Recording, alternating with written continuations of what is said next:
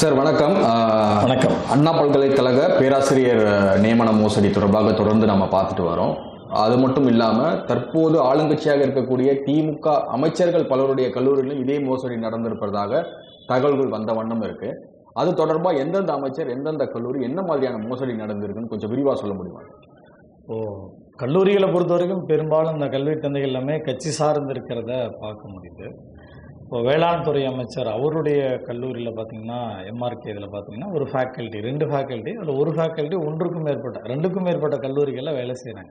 இப்போ இது தலைமைக்கு தெரியுமா இல்லையா? அந்த கல்லூரியோட சேர்மனோ பிரின்சிபலுக்கோ கண்டிப்பாக தெரிஞ்சிருக்கணும். தனக்கு கீழே இருக்கக்கூடியவங்களை கூட எப்படி கண்காணிக்காமல் விட்டாங்க அப்படின்னு தெரியல. இது நம்புற மாதிரி தெரியல. அதே போல் சட்டத்துறை அமைச்சர் ரகுபதி அவங்களுடைய கல்லூரிகளும் பார்த்துருப்பீங்க. இந்த கல்லூரிகள் எல்லாம் ஒரு ஃபேக்கல்ட்டி 2 ஃபேக்கல்ட்டி 4-5 ஃபேக்கல்ட்டிஸ் வந்து வேறு வேறு கல்லூரிகளில், அவங்களும் ஒருத்தர் 2 இடத்துல இல்லை, குறைந்தபட்சம் 3லேருந்து 5, 8 கல்லூரிகள் வரைக்கும் வேலை செய்கிறார். ரகுபதி அவருடைய காலேஜில் பார்த்தீங்கன்னா அவர் தான் வந்து கற்பக விநாயகம் காலேஜோட சேர்மனும் கூட, அவர் தான் ஃபவுண்டரும் கூட. அவருடைய கல்லூரிகளில் வேலை செய்யக்கூடிய பாபு, கற்பகம், பிரபு, ராஜசேகரன், சந்திரசேகர், விவேக், யோகானந்த் இவங்க எல்லாருமே 2க்கும் மேற்பட்ட கல்லூரிகள், சந்திரசேகர்லாம் 5-6 கல்லூரிகளில் வேலை செய்கிறார். பாபு பார்த்தீங்கன்னா 5 கல்லூரி 6 கல்லூரிகளில் வேலை செய்கிறார். இப்போ இவர் வந்து ஒரு சட்டத்துறை அமைச்சராக இருக்கிறாரு. டிவிஎஸ்சியோட சீஃபும் அவர் தான். சட்டம் ஒழுங்கு நிலைவாழ நாட்ட வேண்டியதும் இவர் தான். இவரே சட்டத்துக்கு முரணாக செயல்பட்டுருக்கிறாருன்னா இது வரைக்கும் அவர் ஏன் அமைதியாக இருக்கார்? சட்டத்துறை அமைச்சர் பொது வழியில் இந்த மாதிரி ஒரு கேள்வி எழுப்பப்பட்டிருக்கு. உடனடியாக என்ன பண்ணியிருக்கலாம்? எப்போ என் கல்லூரியில் இந்த மாதிரி சட்டத்துக்கு முரணாக செயல்பட்டிருக்கே, அவரே கம்ப்ளைண்ட் ஃபைல் பண்ணியிருக்கலாமா இல்லையா? அவரோட ஸ்டாஃபாக இல்லைன்னா கூட என்ன ஏமாத்திருக்கே, அவரே ஏன் இன்னும் போலீஸ் ஸ்டேஷன் போகலைன்னே தெரியல. இவ்வளவுக்கும் ஒரு சட்டத்துறை அமைச்சர் அவர் ஏன் அமைதியாக இருக்கிறார்? அதே போல் பார்த்தீங்கன்னா இப்போ நம்ம எம்பி எலெக்ஷனில் டிஎம்கே சார்பாக சேர்த்து ஜெயிச்ச கதிரானந்த் அவருடைய கல்லூரி பார்த்துருப்பீங்க. அந்த கல்லூரியில் பார்த்தீங்கன்னா கிங்ஸ்டன் இன்ஜினியரிங் காலேஜ், அதில் 2 ஃபேக்கல்ட்டி, மொத்தம் 3 ஃபேக்கல்ட்டி, ஒருத்தர் வந்து 2 கல்லூரியில் வேலை செய்கிறாரு. மற்ற கலையமுதன் அப்படின்றவரும் தினேஷ்குமார்ன்றவரும் 3-4 கல்லூரிகளில் வேலை செய்கிறாங்க. இன்னைக்கு எலெக்ஷனில் அவர் நிற்கும் போது அவர் என்ன பேசினார் மக்கள்கிட்ட நமக்கே தெரியும். உங்களுக்கெல்லாம் வந்துருச்சா, எப்படி இருக்கிறீங்க அப்படின்லாம் வந்து எப்படிலாம் மக்களை இவ்வளவு இயல்பாக நினைக்கக்கூடியவர். இப்போ சட்டத்தை இவரு மதிச்சிருக்கிறாரில்ல, ஒரு எம்பி, இவர் வந்து பாராளுமன்றத்தில் போய் சட்டம் இயற்ற போறக்கூடியவர். இவர் இயற்றப்படக்கூடிய சட்டம் எப்படி இருக்கும்? இப்போ இதுவரைக்கும் இவர் ஏன் அமைதி கேட்கிறாரு? இவரு ஒரு கம்ப்ளைண்ட் கொடுக்கலாம்ல. இவங்க தான் ஆளுங்கட்சியும் கூட. பக்கத்தில் கூடிய போலீஸ் ஸ்டேஷனுக்கு வழி தெரியலனா கூட கூகுளில் போட்டாலே சொல்லிடும், இந்த காலேஜ் பக்கத்தில் இதுதான் இருக்கு, நேரம் போய் கம்ப்ளைண்ட் கொடுக்கலாம். ஏன் இது வரைக்கும் இவங்க கம்ப்ளைண்ட் கொடுக்கல? இவரை ஏமாத்திருக்காங்களா? இப்போ இவர் ஏமாத்தப்பட்டிருக்கிறாருன்னா ஏன் கம்ப்ளைண்ட் கொடுக்கல? ஒரு எம்பி பாதிக்கப்பட்டிருக்கிறாருன்னா ஒரு எம்பிக்கான ஒரு நடைமுறை சிக்கல்கள் கூட இந்த திமுக ஆட்சியில் இல்லையா அப்படின்றது. இதே போல இன்னொரு இது பார்த்தீங்க அப்படின்னா, அந்த 11 கல்லூரிகளில் வேலை செய்யக்கூடிய ஒரு ஃபேக்கல்ட்டி மாரிச்சாமி, அவர் வந்து வேளாண் பல்கலைக்கழகத்தை வேளாண் மினிஸ்ட்ரியாக இருக்கக்கூடிய எம்ஆர்கே பன்னீர்செல்வம் அவங்களோட ஃபேமிலி இன்ஸ்டிடியூஷன் இது, அதில் தான் இருக்கிறார். 2 ஃபேக்கல்ட்டி வந்து அங்கே கோஸ்ட் ஃபேக்கல்ட்டி. 11 கல்லூரிகள். இப்போ இவர் யார் பெரியவர்? எம்ஆர்கே இவர் வேளாண் துறை அமைச்சர் பெரியவரா, இல்லை 11 கல்லூரிகளில் வேலை செய்கிறார்ல அதில் ஒன்று தான் இந்த எம்ஆர்கே இன்ஸ்டியூட், அவர் பெரியவரா? இவங்களும் ஏன் வந்து என்னை ஏமாத்திட்டீங்கன்னு சொல்லி ஒரு கம்ப்ளைண்ட் ஃபைல் பண்ணலை? அப்போ இவங்க திட்டமிட்டு இந்த முறைகேடுகளில் நடக்கிறதுக்கு ஆதரவு கொடுத்துருக்காங்களா? அதை ஏன் வாயை திறக்க மாட்டேன்றாங்க? இன்னொரு பக்கம் பார்த்தீங்கன்னா இந்த இப்போது தனலட்சுமி இன்ஜினியரிங் காலேஜ் பார்த்துருப்பீங்க. இப்போது மணச்சநல்லூரோட எம்எல்ஏ, டிஎம்கே எம்எல்ஏ, அவங்களுக்கு வந்து 2 இன்ஸ்டியூஷன் இருக்குது. அவங்க அப்பா தான் வந்து அந்த வேந்தர், அந்த பல்கலைக்கழகத்தோட வேந்தர் கூட. தனலட்சுமி இன்ஜினியரிங் காலேஜ் வந்து பெரம்பலூரில் ஒன்று இருக்குது. Dhanalakshmi college of engineering technologies வந்து செங்கல்பட்டுலேயும் இருக்குது. இங்கே 34 ஃபேக்கல்ட்டி கோஸ்ட் ஃபேக்கல்ட்டி. அதே பெரம்பலூரில் பார்க்கும்போது 7-8 ஃபேக்கல்ட்டி வந்து கோஸ்ட் ஃபேக்கல்ட்டி. விச் மீன்ஸ் அவங்க அங்கேயும் வேலை செய்கிறாங்க, வேறு இடத்துலையும் வேலை செய்கிறாங்க. இதில் ஒருத்தர் 2 பேர்னா பரவாயில்ல. இங்கே தனலட்சுமி செங்கல்பட்டில் 34 ஃபேக்கல்ட்டிஸ் இருக்கிற ஃபேக்கல்ட்டி, 34 ஃபேக்கல்ட்டி. இப்போது ஒரு எம்எல்ஏவே தண்ணி காமிச்சிட்டாங்களா இந்த ஃபேக்கல்ட்டிஸ் எல்லாம்? இது நம்புற மாதிரி இருக்கா? இன்னே வரைக்கும் ஏன் இவர் வந்து நடவடிக்கை எடுக்கிறதுக்கு வாயை திறக்க மாட்டேன்றாங்க? ஒரு இது மாதிரி நான் வந்து ஏமாற்றப்பட்டிருக்கேன், அந்த ஃபேக்கல்ட்டிஸ் வந்து என்னை ஏமாத்திட்டாங்க சொல்லலை. இல்லை ஃபேக்கல்ட்டி வந்து என்ன இந்த இன்ஸ்டியூஷன் பயன்படுத்துருச்சு அதையும் சொல்லலை. அப்போது இந்த முரண்பாடு இது மட்டுமே இல்லை, தங்கபால் அவங்களுடைய கல்லூரி டிஜே இன்ஸ்டிடியூஷன், அதே போல் தங்கவேலு இன்ஜினியரிங் காலேஜ், அங்கேயுமே வந்து ஃபேக்கல்டிஸ் வந்து 11 இடங்களில் வேலை செஞ்சுருக்குறாங்க வேறு வேறு கல்லூரிகளில். தங்கபாலு காலேஜில் பார்த்தீங்கன்னா அதில் ஒரு 5-6 ஃபேக்கல்டிஸ் வந்து வேறு வேறு இடத்துல வேலை செஞ்சு, காரப்பாக்கத்தில் இருக்குது, ஈசிஆரில் இருக்குது. அதே போல் அந்த பக்கம் கதிர் இன்ஜினியரிங் காலேஜ் கோயம்புத்தூர், அவங்க ஏடிஎம்கேவோடது. இன்னொரு பக்கம் பார்த்தீங்கன்னா பாமகவுடைய கணேஷ் அவங்களுடைய கல்லூரிகளுமே இதில் இருக்குது. அப்போது இங்கெல்லாம் கோஸ்ட் ஃபேக்கல்டிஸ் இருக்கிறத இவ்வளோ நாள் வெளில வந்து ஒரு வாரம் ஆயிடுச்சு, மக்கள் பொது வெளியில் பேசுகிறாங்களே. ஒரு பயம் இருக்குமா இல்லையா? என் மாணவனை எங்கே போய் சேர்க்கறது, இந்த கல்லூரியில் போய் சேர்க்கலாமா வேணாமா, என் பையனையும் பொண்ணையும் சேர்க்கலாமா வேணாமா? இதுவரைக்கும் கல்லூரி நிர்வாகம் சார்பாக எந்த கல்லூரியாவது ஒரு விளக்கம் கொடுத்துருக்காங்க? அப்போது மக்களை முட்டாளாக்குறதுக்காக இந்த கல்லூரி நிறுவனங்கள் ஒரு பக்கம் வேலை செய்தா, இல்லை அதுக்கு உடந்தையாக அண்ணா பல்கலைக்கழகத்துடைய அந்த இன்ஸ்பெக்ஷன் டீம், இது வரைக்கும் அண்ணா பல்கலைக்கழகத்துடைய இன்ஸ்பெக்ஷன் டீம் பற்றி ஒரு பேர் கூட வெளில வரல. இவங்க தான் இன்ஸ்பெக்ஷன் போனாங்க. டிபார்ட்மெண்டல் ஆக்ஷன் எடுக்கிறதுக்கு இந்த அண்ணா பல்கலைக்கழகத்தோட வைஸ் சான்சலருடைய வேல்ராஜ் அவங்களோட கையை யார் கட்டி போட்டு வச்சிருக்கிறாங்க? இவங்க தான் இன்ஸ்பெக்ஷன் போனாங்க, நான் நடவடிக்கை எடுக்கிறேன். இல்லை, இப்போ அவரும் சொல்லியிருக்கிறார், இந்த வருஷம் கூடுதலான கோஸ்ட் ஃபேக்கல்டிஸ் பார்த்துருக்கோம், கூடுதலாக கல்லூரிகளை பார்த்துருக்கோம், நாங்கள் நோட்டீஸ் அனுப்பிச்சிருக்கோம். இது என்னங்க, இப்போ கவுன்சிலிங் நடக்குது, இது யாரை ஏமாத்துற வேலை? நீங்கள் டிபார்ட்மெண்டல் ஆக்ஷன் எடுக்கிறதுல என்ன பிரச்சனை? இப்போது நீங்கள் குற்றவியல் நடவடிக்கை எடுக்கிறதுக்கு டிவிஎஸ்சியோ மற்ற சிபிசிஐடியோ உள்ளார வர்றதுக்கு காலமாகும். இந்த விசாரணை கமிட்டி ஒரு பக்கம் டீட்டெயில் என்கொயரி பண்ணி அவங்களுக்கான நடைமுறைகள் பண்ணுவாங்க. பட் இன்ஸ்பெக்ஷன் போனவங்க இன்னமும் அங்கே தானே இருக்கிறாங்க. அவங்கள யார் காப்பாற்றுறது? Vice chancellor. இப்போ இவங்க அங்கே இருக்க நமக்கு என்ன பிரச்சனை? இந்த ஆதாரங்கள் அழிக்கப்படலாம், இல்லை ஆதாரங்கள் மறைக்கப்படலாம், இல்லை ஏற்கனவே பண்ண அந்த சம்மரிஸ் எல்லாம் திருத்தப்படலாம், பேக் டேட்டட் போட்டு மாற்றுறதுக்கு வாய்ப்பு இருக்குல்ல. இப்போ இவ்வளோ பிரச்சனைகள் இருக்கிறத இதுவரைக்கும் அண்ணா பல்கலைக்கழகத்தோட இன்ஸ்பெக்ஷன் டீமை ஏன் வெளிப்படுத்தணும்? இதை விடுங்க, அண்ணா பல்கலைக்கழகத்தில் வேலை செய்யக்கூடிய ப்ரொஃபஸர் கொஞ்சம் கூட மனசாட்சி இல்லையா? இவ்வளோ நாளாக மார்க் தட்டிக்கிட்டாங்கல்ல, நான் வந்து அண்ணா பல்கலைக்கழகத்தில் ப்ரொஃபஸராக இருக்கேன். இவ்வளோ பிரச்சனைக்கு பிறகு ஒருத்தரை பற்றி கூட வெளியில் பேசலை, இவங்க யாரும் சொல்லலைன்னா அப்போ காசுக்காக மட்டுமே இந்த இன்ஸ்டிடியூஷனில் வேலை செஞ்சுருக்கலாம். இவங்களாம் என்ன படித்தவங்க? இவ்வளவுக்கும் உயர்கல்வித்துறையுடைய அமைச்சர் ஒரு பேராசிரியர், அவர் அமைச்சராக பேசலை. கட்சிக்காரங்களாம் காலேஜை நடத்துகிறாங்க, எல்லா கட்சிக்காரங்களும் தான் இருக்கிறாங்க. அப்போ இவங்கெல்லாம் இருக்கிறாங்க, அது பேசலை, கரெக்ட். ஒரு பேராசிரியராக மாணவர்களுடைய பிரச்சனை தெரியுமா தெரியாது?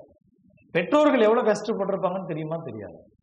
இதே தனலட்சுமி சீனிவாசன் காலேஜோடைய அவர் டிஸ்கண்டினியூ, அவங்க அப்பாவுக்கு தெரியும்ல, சீனிவாசன் அவங்களுக்கு தெரியும்ல, என் பையனை நான் வந்து எவ்வளோ கஷ்டப்பட்டு படிக்க வச்சேன், இன்னைக்கு நான் 2 காலேஜை ஓப்பன் பண்ணியிருக்கேன், அதை எப்படி நடத்தணும்னு.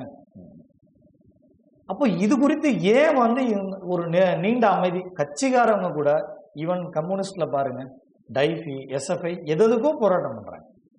இது குறித்து ஒரு ஸ்டேட்மெண்ட் கூட வெளியிட மாட்டேன்றாங்க. அவங்க திமுக கூட்டணியில் இருக்காங்க. கூட்டணியில் இருக்குதுங்க, அது வேற இல்லை. அப்போ நீங்க ஓட்டு அரசியலுக்கு மட்டும்தான் இங்க கட்சி நடத்துறீங்களா? ஓட்டு இதே பாருங்க, இதே மக்கள் தான் ஓட்டு போடுறாங்க, அதே பசங்களை தான் நீங்க படிக்க வைக்கிறீங்க. அங்க ஓட்டு போடுறதுலையும் ஏமாத்துறீங்க, பசங்களை படிக்க வைக்கணும்னு ஏமாத்துறீங்க. நீங்களாம் என்ன சொல்றீங்க? நாங்க கல்வி தந்தைகள், நல்ல கல்வி கொடுக்கறதுக்காக ஸ்டார்ட் பண்ணியிருக்கோம் அப்படின்றீங்க. அப்ப என்ன பண்ணியிருக்கணும்? மாணவருக்கு நல்ல கல்வி கொடுத்தது உறுதிப்படுத்திருக்கணும். அப்போ உறுதிப்படுத்தும் மூலம் இவ்வளவு பிரச்சனை வந்துருச்சு. இதுக்கப்புறமும் நான் ஒத்துக்காம நான் வந்து இப்படிதான் இருப்பேன் அப்படின்னா இந்த அமைதி நமக்கு பெரிய கேள்விகளை உண்டாக்குது. பின்னால திரைமறைவில் வேற ஏதாவது ஃபார்முலாஸ் ஒர்க் பண்ணிக்கிட்டு இருக்காங்களா? இது எப்படியாவது ஆஃப் பண்ணிடணும்னு பார்க்குறாங்களா? யாரும் கேட்கல, யாரும் பேசலை. இந்த கூட்டணி கட்சிகள் ஒரே ஒருத்தர் வேல்முருகன் தவிர வேற யாரும் பேசுன மாதிரி பார்க்கவே இல்லை. எஸ்எஃப்ஐலாம் என்ன பண்றாங்க? மாணவர்களுக்காக முன்னால் நிற்கக்கூடிய வரிசைகள்.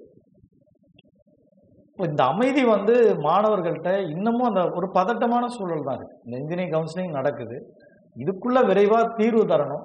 அரசு என்ன செய்யுதுன்றதை நம்ம வாட்ச் பண்ணிப்போம். ஓகே, உயர்கல்வித்துறை அமைச்சராக இருக்கக்கூடிய பொன்முடி அவர்களுடைய கல்லூரியில் இது நடந்திருக்கா? அவருடைய கல்லூரியில் விவரங்கள் அந்த அவரோட ஃபேமிலி நடத்தக்கூடிய அந்த சூர்யா இன்ஸ்டிடியூஷன்ஸ் எல்லாம் எதுவும் இருக்கிற மாதிரி நமக்கு டேட்டா பேஸில் கிடைக்கல. ஏன்னா நம்ம வெளியிலேருந்து தானே ஒர்க் பண்ணியிருக்கோம், இது உள்ளுக்குள்ளே இருந்து அவங்களுக்கு தான் தெரிஞ்சிருக்கும். ஆனால் சமீபத்தில் இப்போ சில நாட்களில் வந்து அந்த வெப்சைட் வந்து நான் ரேண்டமாக பார்க்கும்போது டவுனில் இருந்தது போன வாரங்கள்லாம். ஆனால் நேற்று திடீர்னு பார்க்கும்போது அந்த வெப்சைட்டில் வாண்டட் பார்க்கும். அப்போது அஃபிலியேஷன் ப்ராசஸ் முடிஞ்சிருச்சு. இந்த கல்லூரிகளுக்கெல்லாம் அண்ணா பல்கலைக்கழகத்தோட அஃபிலியேஷன் டீம் வந்துட்டு போயிட்டாங்க.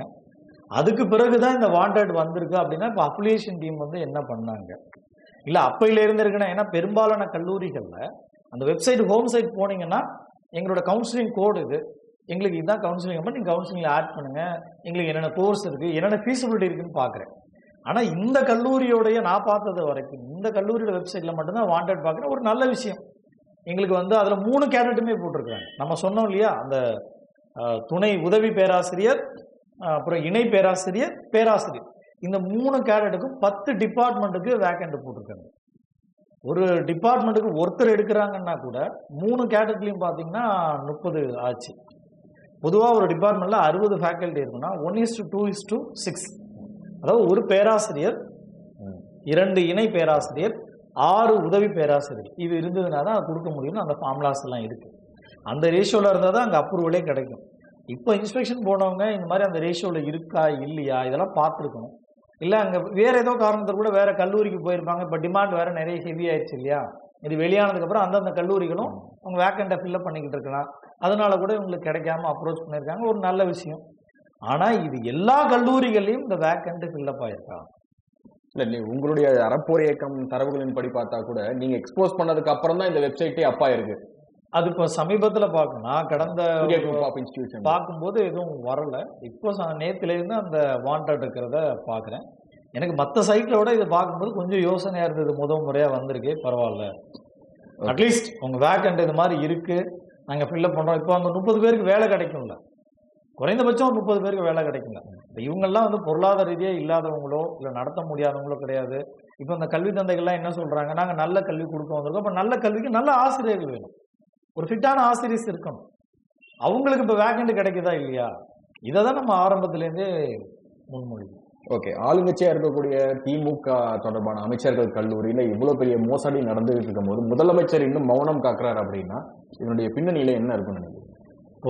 அமைச்சருடைய கல்வி இப்போ இருக்கக்கூடிய 2-3 அமைச்சருடைய கல்வி நிறுவனங்கள் பார்க்குறோம், எம்எல்ஏ சொல்றது பார்க்குறோம், முன்னாள் அமைச்சர்களுமே கல்லூரிகளுமே இருக்கு, வேற கட்சிக்காரங்களுடைய கல்லூரிகளுமே இருக்கு. இப்போ ஆளுங்கட்சியோட ஆட்களே அங்கே இருக்கும்போது எவ்வளவு டிரான்ஸ்பரண்டா வெளிப்படையாக நடவடிக்கை எடுப்பாங்க. இவங்கெல்லாம் ஈஸியாக அதிகார மையத்தை அணுகக்கூடிய இடத்துல இருக்கிறாங்க. இப்போ என்ன பண்ண முடியும், பேக் டேட்டட் போட்டு ஈஸியாக கரெக்ட் பண்ணுறதுக்கு வாய்ப்பு இருக்கானா இருக்கு, ரெக்கார்டை மாற்றுறதுக்கு வாய்ப்பு இருக்கானா வாய்ப்பு இருக்கு. இப்போ துரிதமாக நடவடிக்கை எடுக்கணும். நம்ம ஏன் துரிதமாக கேட்குறோம்னா கவுன்சிலிங் நடக்குது. ஒரு அமைச்சர், இன்னொரு பக்கம் எம்எல்ஏ, இன்னொரு பக்கம் எதிர்கட்சி சார்ந்தவங்க, இவங்க எல்லாருமே இந்த கல்வி நிறுவனங்கள் நடத்திருக்காங்க. இவங்களுக்கு தெரியணும், இந்நேரம் ஒரு விசாரணை வச்சு இப்போ நம்ம ஆட்கள் இவங்க அறிவிச்சிருக்கலாம்ல, கட்சி ரீதியாக கூட அறிவிச்சிருக்கலாம்ல. அதுல ஏன் முதலமைச்சர் இன்னும் தயக்கம் காட்டுறாரு, இன்னும் திமுக அறிவாலயம் ஏன் அமைதியா இருக்கு?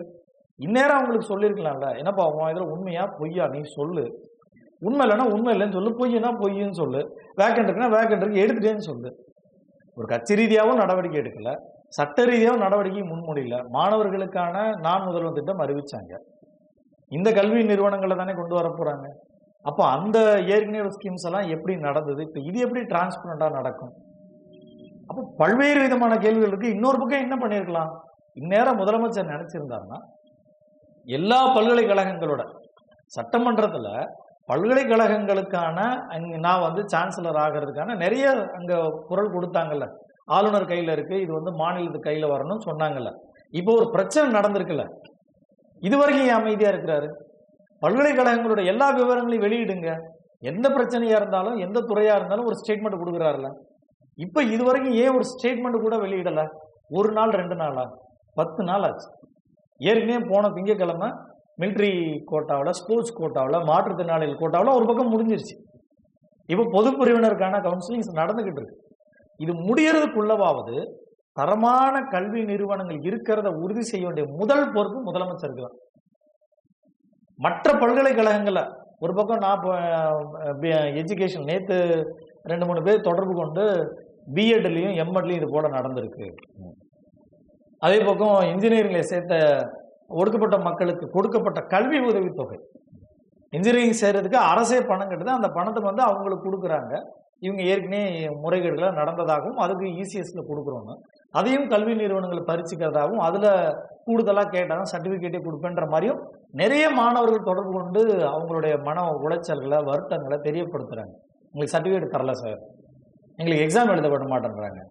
அப்போ இந்த இவ்வளவு பிரச்சனைகளை, ஏன்னா ஒரு மாணவர் 2 மாணவர் 2 லட்சம் குடும்பங்கள் 2 லட்சம் மாணவர்களுக்கு பின்னால அவங்களுடைய தாய் தந்தையருடைய சொந்த பந்தங்களுடைய அவங்கவுங்களும் கடன் வாங்கி தான் போட்டு படிக்க வைக்கிறாங்க.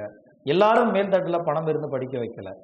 அப்போ மக்களுக்கான முதல்வராக நான் சொல்லக்கூடியவர் இதுவரைக்கும் ஏன் ஒரு ஸ்டேட்மெண்ட் கூட வெளியிடுறதுக்கு என்ன தயக்கம்? ஒரு செய்தி கொடுக்கறதுல என்ன தயக்கம்? நான் உறுதியா சொல்றாருல்ல, நான் இரும்புக்காரன் கொண்டு அடக்குவேன், அது ஒரு பக்கம் இருக்கட்டும். ஆனா இதுக்கு இரும்புக்காரன் கொண்டு அடங்கி இருக்கணுமா இல்லையா? கல்வி கொடுக்க வேண்டிய இடத்துல தமிழ்நாட்டில் உயர்கல்வித்துறையில சேரக்கூடியவர் நிறைய பேர் சொன்னா இதே திமுக அரசு ஒரு நடவடிக்கை கூட போல்டா எடுக்கிறதுக்கு என்ன தயக்கம்? ஓகே, மக்களுடைய புரிதலுக்காக நான் கேட்கிறேன், அண்ணா யூனிவர்சிட்டி, அண்ணா பல்கலைக்கழகம் யாருடைய கட்டுப்பாட்டில் இயங்குது? அண்ணா பல்கலைக்கழகத்தை பொறுத்த வரைக்கும் வைஸ் சான்சலர், அதுதான் அவருக்கு மேல ஆளுநர், இணை ஆளுநராக பொன்முடி அவங்கள கேட்டுக்க முடியும். ஓகே, இப்போ ஆளுநர் ஆர்.என். ரவி அவர்களுக்கும் உயர்கல்வித்துறையா இணை ஆளுநராக இருக்கக்கூடிய பொன்முடி அவர்களுக்கும் தெரியாம இவ்வளவு பெரிய ஊழல் நடக்க வாய்ப்பு இருக்கா? ரொம்ப சந்தேகம் தாங்க. நமக்கு என்னன்னா, இது தெரியாம கூட இருந்ததுன்னா மறுநாளே ரியாக்ட் பண்ணியிருப்பாங்களா இல்லை?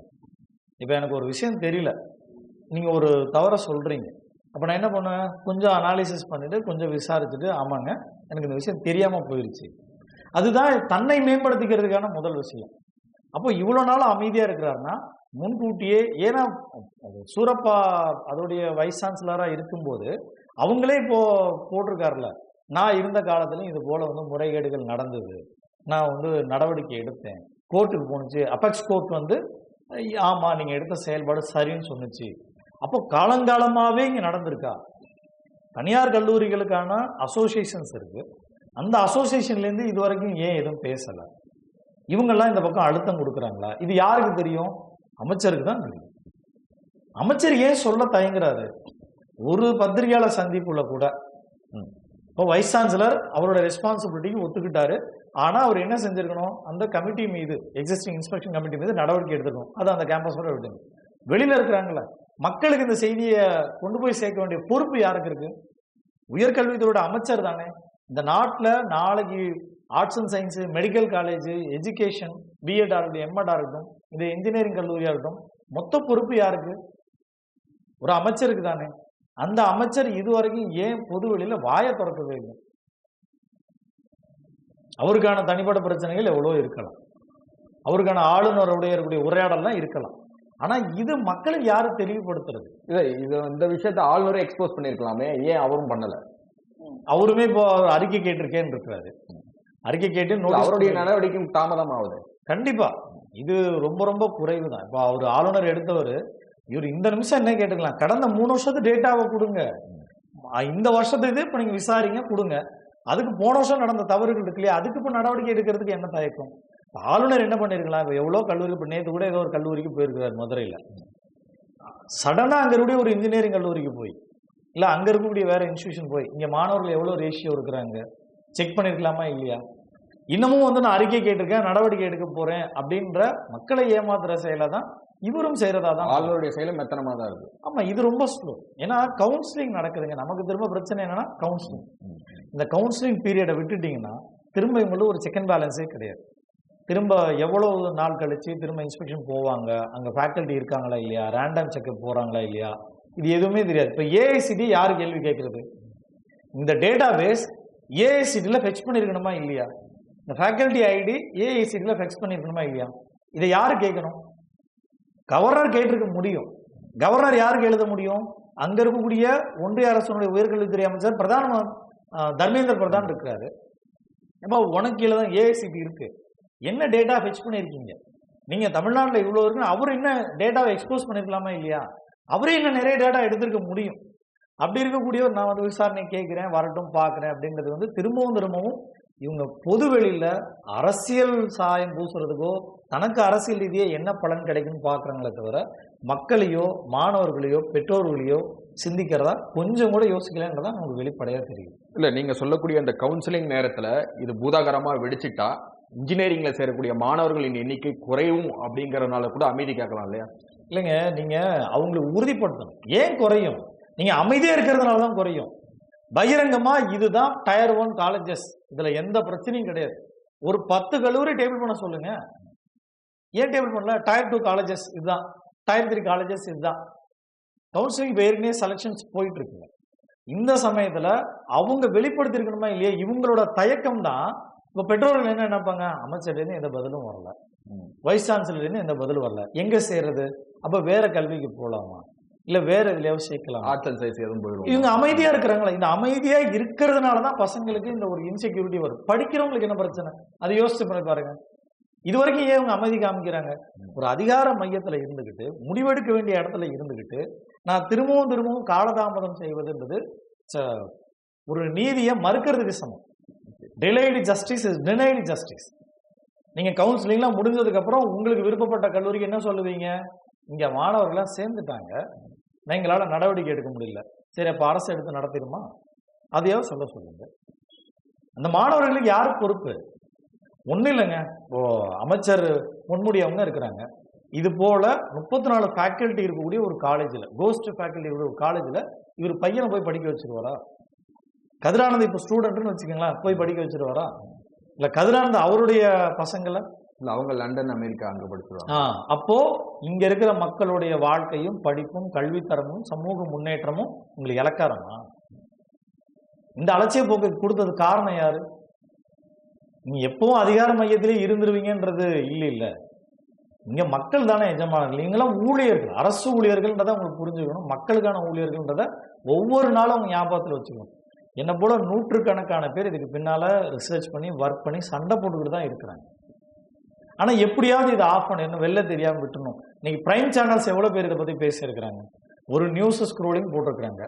அங்கங்க இருக்கக்கூடிய வலையொலியில யூடியூப்ல பண்ணக்கூடியவங்க சின்ன சின்ன சேனல்ஸ் இதை எடுத்து பிரைம் டைம்ல பேசுறாங்க.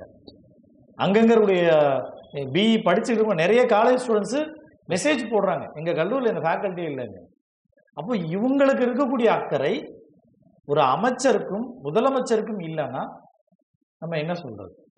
ஓகே, இந்த அண்ணா பல்கலைக்கழகத்தினுடைய இன்ஸ்பெக்ஷன் டீம்னு சொல்றீங்கல்ல சார், அவங்க தான் இந்த முழு மோசடிக்கான பின்புலமா இருந்திருக்காங்க. அந்த டீம் யார் எத்தனை பேருங்கிற தகவல் இருக்கா? இல்லைங்க, இது வரைக்கும் அவங்க வெளிப்படுத்தவே இல்லை.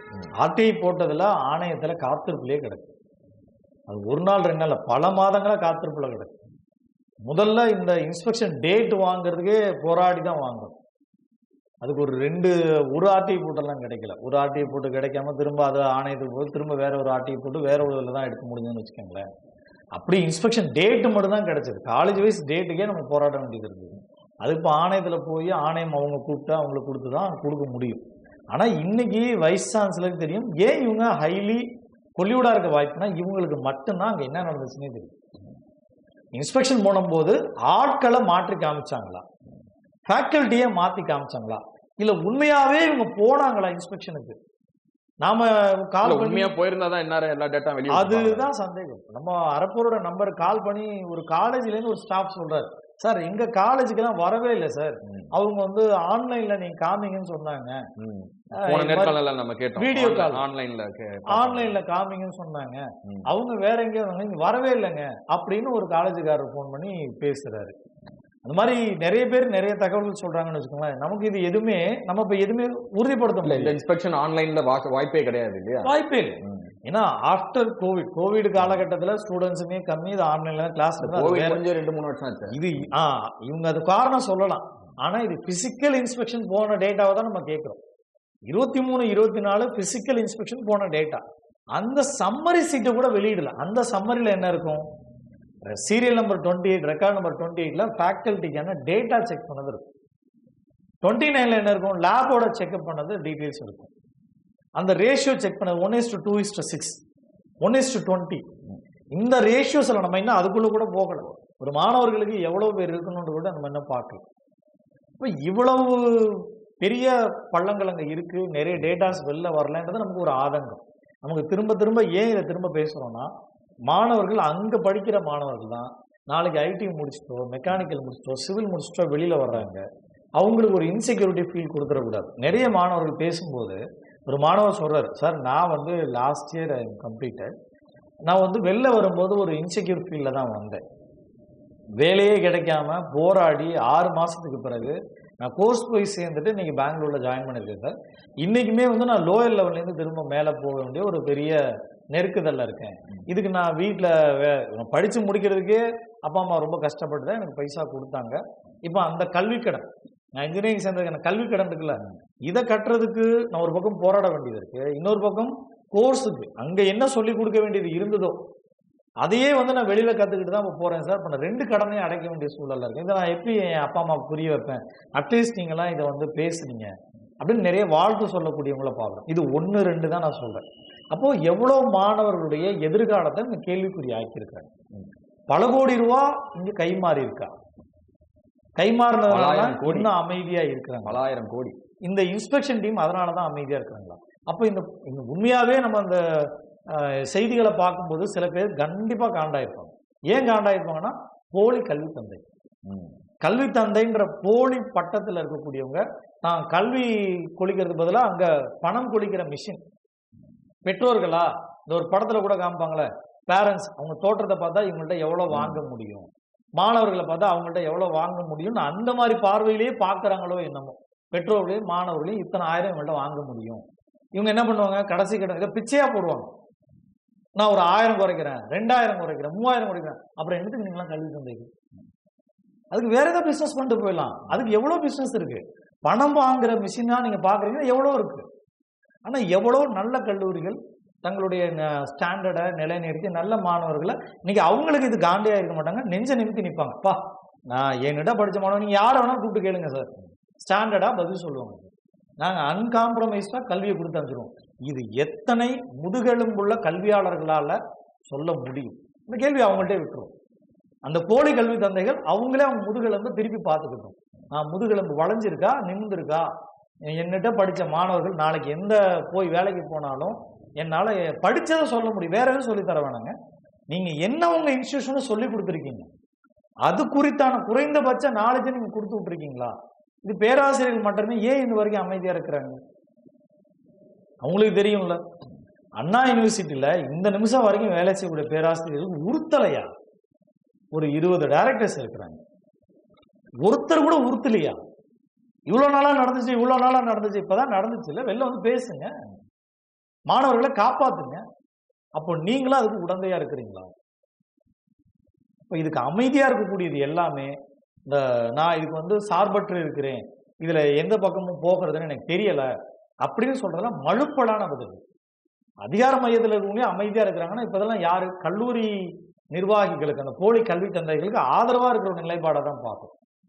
ஓகே, இறுதியாக ஒரு கேள்வி. தற்போது இன்ஜினியரிங் காலேஜில் நடக்கக்கூடிய இந்த மிகப்பெரிய மோசடியை ரொம்ப தைரியமாக வெளிக்கொண்டு வந்திருக்கக்கூடிய அறப்போர் இயக்கத்திற்கு எங்களுடைய வாழ்த்துக்கள். ஆனால் இதே போன்ற மோசடி அரசால் கையாளக்கூடிய பள்ளிகளில் நியமனம் செய்யப்படுற ஆசிரியர்களுக்கும் இருக்குமா? வாய்ப்பு இருக்கா? அரசு பள்ளிகளில் கேட்குறேன். அரசு பள்ளிகளை பொறுத்த வரைக்கும் அது கேள்விப்படுறோம், அதுக்கெல்லாம் டேட்டா வேணும். எதுவுமே நம்ம டேட்டா இல்லாமல் தரவுகள் இல்லாமல் பேச முடியாது. மெடிக்கல் காலேஜ்லேயும் கேள்விப்படுறோம், ஆனால் தகவல் வந்துட்டு தான் இருக்குது. இல்லை, அது ஃபோன் பண்ணி சொல்கிறாங்க. அதான் சொன்னேன், நம்ம எஜுகேஷன் இதில் பள்ளியில் அதுக்கான ப்ராப்பர் ஃபெசிலிட்டிஸ் இல்லை, ஆசிரியர்கள் போதுமானதாக இல்லை, ஃபவுண்டேஷன் கோர்ஸ் இதெல்லாம் ஆரம்ப கட்டத்தில் இப்போ நீங்கள் இதை எக்ஸ்போஸ் பண்ணி அன்பில் மகேஷ் அந்த பக்கம் கொஞ்சம் தயாராக இருப்பாரு, சரிப்படுத்தணும். இல்லைங்க, நம்ம எல்லாத்தையும் நம்ம எக்ஸ்போஸ் பண்ண அவசியம் இல்லை. தரவுகளை நீங்கள் வெளியிடுங்க. அறப்போர் மட்டும் இல்லைங்க, நூற்றுக்கணக்கான பேர் தமிழ்நாட்டில் வேலை செய்கிறாங்க. இந்த கல்வியாளர்கள் வெளியிலேருந்து போராடக்கூடியவங்களால தான் இன்னைக்கு கல்வி தரம் கொஞ்சமாவது இருக்குது, உயிரோடு இருக்குன்னா. அது காரணம் வந்து இந்த கல்வியாளர்கள், இந்த அதிகார மையத்தில் இருக்கக்கூடியவங்கள அமைச்சர்கள்லாம் நான் நம்ப மாட்டேன். இவங்க வெளியில இருந்து பாருங்க, இதை பசங்களுக்கு சொல்லி தரல, இதை பசங்களுக்கு சொல்லி தரல, அவங்க சண்டை போடுறாங்க. இந்த தரவுகளை நீங்க வெளியிடுங்க, அவங்க கண்டுபிடிப்பாங்க. இன்னைக்கு அண்ணா யூனிவர்சிட்டியில எப்படி அதை போய் பார்க்கறது, எப்படி தரவுகளை எடுக்கிறது நீங்க பார்த்துட்டீங்கல்ல, நீங்க பார்த்துருப்பீங்க, வெப்சைட்ல போய் எடுக்க முடியும். இதே நீங்க 4 பேர் அவங்க ரிசர்ச் பண்ணுவாங்களா, அடுத்த வருஷம் இன்னும் 4 பேர் பார்ப்பாங்க, அதுக்கு அடுத்த வருஷம் 10 பேர் பார்ப்பாங்க. அப்போ ஒவ்வொரு பள்ளிக்கூடங்களையும் இப்போ அவங்களுடைய வெப்சைட்லேயே போட முடியும். ஏற்கனவே அங்கே வந்து ஒரு டீச்சர் பேரண்ட்ஸ் கமிட்டி ஒன்று இப்போ கொண்டு வந்தாங்க, அங்கேயுமே சில பிரச்சனைகள் இருக்கிறதா கேள்விப்படும். இந்த விவரங்களை நீங்க டிரான்ஸ்பரண்டா வெளிப்படுத்துங்க, மக்கள் கேள்வி கேட்கட்டும். நீங்க எந்த விதத்திலையும் தவறு இல்லை, காம்ப்ரமைஸ் பண்ணலன்னா தரவுகளை வெளியிடுறதுல என்ன தயக்கம்? தரவுகளை வெளியிடுங்க, 4 பேர் கேள்வி கேட்கணும், அப்ப சரிப்படுத்திக்கிங்க. இங்க வந்து தவறுகள் நடக்குதுன்னா அதை உங்களால கண்டுபிடிக்க முடியாம கூட இருக்கலாம். எனக்கு நிறைய வேலை இருக்கு, அமைச்சர் நிறைய பணிகள் இருக்கு சொல்லலாம். ஆனா தரவுகள் வெளியில ஆயிடுச்சுன்னா சமூகத்தில் இருக்கக்கூடிய மக்கள், பொது சமூகம் கேள்வி கேட்கிறாங்களா, அதுக்கு நீங்க ரியாக்டிவ் ப்ரோஆக்டிவ்ல ஒர்க் பண்ணாலே இங்க நிறைய குறைகள் களைபடும், நிறைய இந்த லஞ்சம் ஊழலும் தடுக்கப்படும். மக்கள் தயாரா தான் இருக்கிறாங்க. நீங்க அவங்களுக்கு இந்த தரவுகளை வெளியிடுங்க. இவ்வளவு நாளா வெளில தெரியல, இன்னைக்கு இந்த இஷ்யூல அப்ளிகேஷன் டேட்டா கம்ப்ளீட்டா பார்க்க முடியும்னு தெரியல. டோட் எடுத்துக்கங்க, பாலிடெக்னிக் ஏன் வெளியிடல? கல்வி TNSchool.com GOV TN இருக்குல்ல, அதுல ஏன் வெளியிடல? லா காலேஜ் எடுத்துக்கங்க, அம்பேத்கர் லா காலேஜ், அதுக்கு அப்ளிகேஷன் போனாங்கல்ல. அண்ணாமலை பல்கலைக்கழகம், மதுரை காமராஜர் பல்கலைக்கழகம், மெடிக்கல் காலேஜ், ஏன் இந்த தரவுகளை வெளியிட மாட்டேன்றாங்க? அட்லீஸ்ட் இந்த நிமிஷமாவது இதான் தவறு, நீங்க கேள்வி கேட்கல, உங்களால நடவடிக்கை எடுக்க முடியல, உள்ளுக்குள்ள நிறைய அழுத்தம், யார் யாரோ உங்களை ஆஃப் பண்றாங்கன்னு வச்சுக்கலாம். அமைச்சரே ஆஃப் பண்ணக்கூடிய ஆட்கள் இங்க இருக்கிறாங்களா, அதை நம்பணுமா? சரி, அப்படியே வச்சுக்கோங்க, பொது வெளியில வெளியிட்டுருங்க. மக்கள் கேட்கிறாங்களா, பத்திரிகையாளர்கள் கேட்கிறாங்களா, பொது சமூகம் கேட்குதுல்ல, அதன் அடிப்படையிலேயே நடவடிக்கை எடுக்க முடியும்ல. இந்த குறைந்தபட்ச சிந்தனை ஏன் உங்களுக்கு எல்லாம் இன்னும் வரல? என்ன கேள்வி கேட்கிறாங்க, நான் ஒரு ஆட்சியாளர், நான் அமைதியா இருக்க முடியாது, பதில் சொல்லி ஆகணும், அதுக்காக தரவுகளை வெளியிடணுமா இல்லையா? தன் பக்கம் தவறு இல்லைன்னா தரவுகளை வெளியிடுறதுல என்ன தயக்கம் வேண்டியிருக்கு? பள்ளிக்கல்வித்துறை அமைச்சர் பள்ளிக்கூடங்களுக்கு போறாங்க, நிறைய திட்டங்கள் அறிவிக்கிறாங்க, well and good. But data transparence more important. அந்த டிரான்ஸ்பரண்ட் வரும்போது தான் அங்க இருக்கக்கூடிய எல்லா குறைகளும் களையப்படும். அப்போ குறைகள் களையப்படாம நான் நல்லா நடத்துறேன் சர்டிஃபிகேட் தனக்கு தானே வழங்கிக்கிறதுலையோ, தனக்கு தானே ஒரு 4 இடங்கள் ஆய்வு செஞ்சு போட்டோ போடுறதுல எந்த பயனுமே கிடையாது. மக்கள் சொல்லணுங்க. நமக்காக அது ஒரு DIPR பேஜ் வச்சு அதுல ப்ரொமோட் பண்ணிக்கிறதுல அது ஆட்சியாளர் காலங்காலமா பண்றது தானே. மக்கள் தன்னுடைய சுய சிந்தனையில இங்க வந்து நல்லா நடந்துகிட்டு இருக்குன்னு சொல்லணும். அது எப்போ நடக்கணும்? மக்கள் கேள்வி கேட்கும் போது நடக்கும். கேள்வி கேட்கறது தரவுகளை வெளியிடு. சார், டீம்டு யூனிவர்சிட்டியில் பணியாற்றக்கூடிய பேராசிரியர்களுக்கும் இந்த மோசடியில் தொடர்பு இருக்குன்ற மாதிரியான தகவல்கள் வருது, அது எந்த அளவுக்கு உண்மை?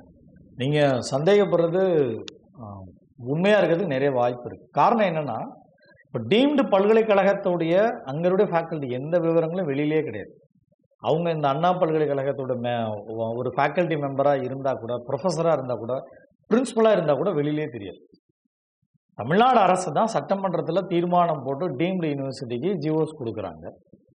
அப்படி கொடுத்த பல்கலைக்கழகங்களோட விவரங்களை முதலமைச்சருடைய பொறுப்பு. டீம்டு யூனிவர்சிட்டிஸ் டேட்டாஸ் எல்லாம் வெளியில் வர சொல்லுங்க.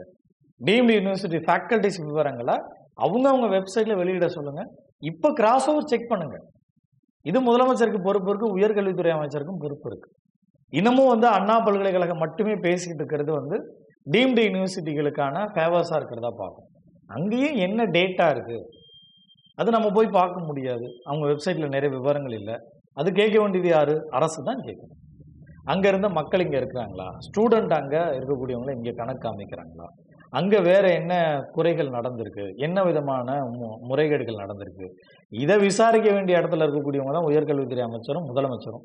சட்டமன்றத்தில் தீர்மானம் போடுறாங்க. நம்ம மக்கள் மன்றத்தில் தீர்மானம் போட்டு தான் இன்னைக்கு தமிழ்நாட்டுக்குள்ள தனியார் பல்கலைக்கழகங்கள் இருக்கு. அவங்களுக்கு கொஞ்சமாவது பொறுப்பு இருக்கணும். நான் இந்த மக்கள் மன்றத்தில் போட்டு தானே வந்திருக்கு, இந்த மக்களால் தேர்ந்தெடுக்கப்பட்ட உறுப்பினர்கள் முன்மொழிஞ்சு தானே இந்த பல்கலைக்கழகங்கள்லாம் வருது. அப்போ நான் வந்து என் டேட்டாவை மக்களுக்கு வெளிப்படையாக வைக்கணும். டீம்டு யூனிவர்சிட்டி நாங்கள் முடிவெடுத்துப்போம், நாங்களே எக்ஸாம் கண்டக்ட் பண்ணிப்போம், நாங்களே பாஸ் போட்டுப்போம், காசு கொடுத்தா பாஸ் கொடுத்துருவோம், இப்படின்ற எண்ணங்கள்லாம் நிறைய கேட்கும். இந்த கடந்த 2-3 நாளில் நிறைய பேர் தொடர்பு கொண்டு சொல்லிக்கிட்டு இருக்காங்க. அப்போ இதை இன்னமும் முதலமைச்சரும் உயர்கல்வித்துறை அமைச்சரும் அமைதியாக இல்லாமல் வெளிப்படுத்தணும். இந்த குரல் எதுக்காகனா, தமிழ்நாட்டுடைய கல்வித்தரத்தை, அது ஏற்கனவே ஒன்று சொல்லுவாங்க, we are graduated not educated, அதை உறுதிப்படுத்த போறாரா முதலமைச்சர்? இல்லை வி ஆர் ஃபுல்ஃபில் எஜுகேட்டட், தரம் வாய்ந்த கல்வியை நாம கொடுத்துருக்கோம், மேம்படுத்தப்பட்ட கல்வியை கொடுத்துருக்கோன்றத வரக்கூடிய தலைமுறைக்கு உறுதிப்படுத்த போறாரா அமைச்சர்?